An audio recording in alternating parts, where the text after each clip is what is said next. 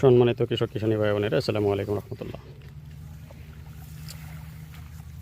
আপনারা দেখতে পাচ্ছেন ধানের জমিতে মই টানা হচ্ছে। এইটিতে মই টানা হচ্ছে।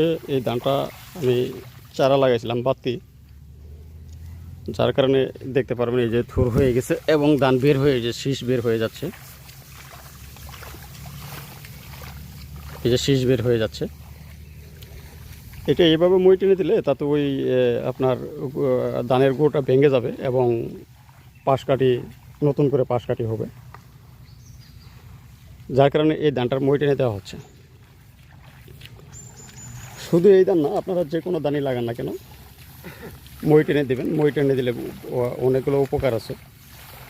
বিশেষ করে যারা বাতি জ্বালা লাগাইছেন, বাতি চারা লাগাইছিলেন, ধানে বাতি চারা লাগাইছেন, বয়স বেশি করে ফেলছেন, ধান থুর হয়ে যাচ্ছে বা বের হয়ে যাচ্ছে, পাশ কাটি আসতেছে না, তারা ভাবতেছেন যে কী করবেন। তারা এইভাবে নিশ্চিন্তায় মই টেনে দিতে পারেন।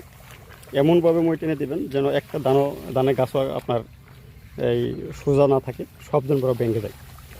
এইভাবে মই টেনে দেন, তাহলে আপনার ধান কিছুটা হলেও উন্নতি হবে এবং অনেকটাই ফলন বেশি পাবেন।